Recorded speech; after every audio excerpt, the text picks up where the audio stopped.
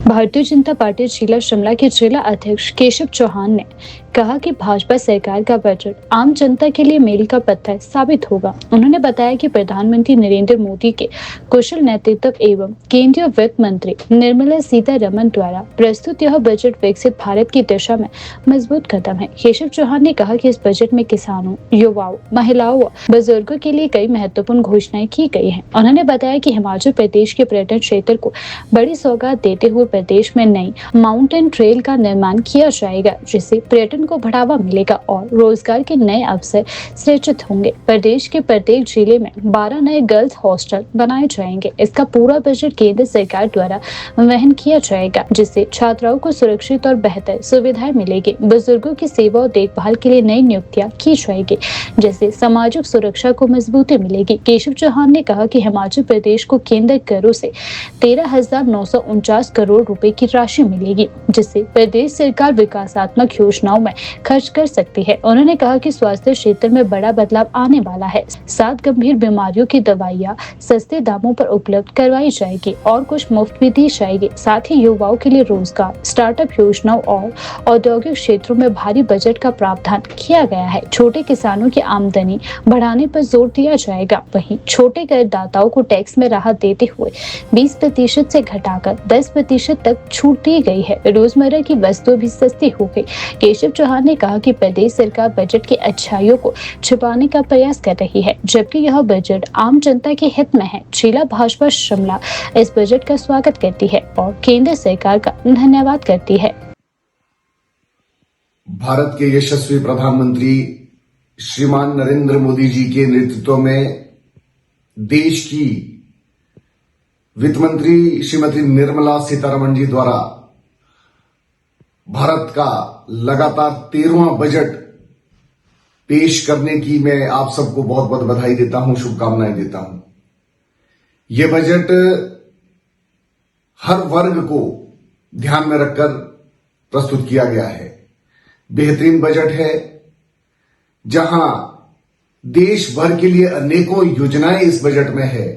वहीं पर हिमाचल प्रदेश के लिए भी अनेकों सौगातें दी गई है।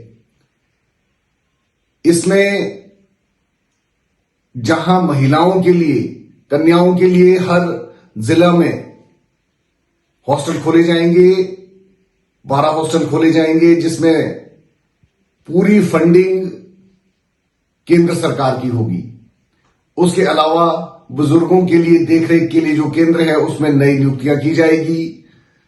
7 गंभीर बीमारियों की दवाइयां या तो बहुत सस्ती मिलेगी या कुछ दवाइयां मुफ्त में मिलेगी।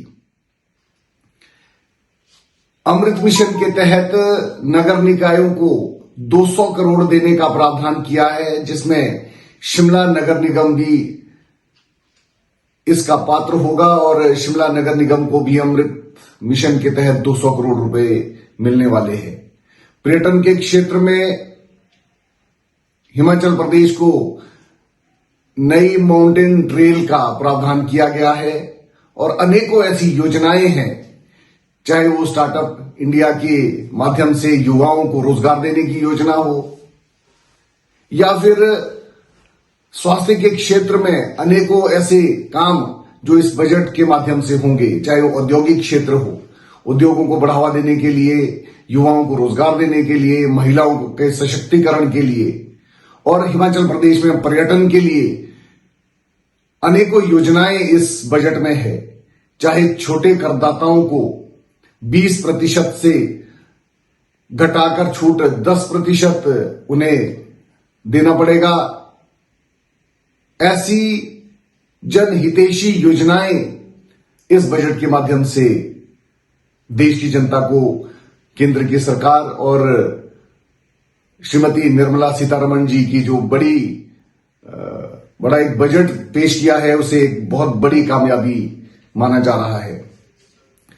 देश की ग्रोथ 7% जो विश्व में सर्वाधिक है। हम जानते हैं कि 2014 में जहां भारत की इकॉनमी दुनिया की 11वीं अर्थव्यवस्था थी, आज 4थी अर्थव्यवस्था वो दुनिया की है और जल्दी ही हम तीसरी अर्थव्यवस्था बनने जा रहे हैं। 2047 तक जो देश के यशस्वी प्रधानमंत्री श्रीमान नरेंद्र मोदी जी का सपना है विकसित भारत का, वो इस बजट के माध्यम से हम कह सकते हैं कि ये मील का पत्थर साबित होगा।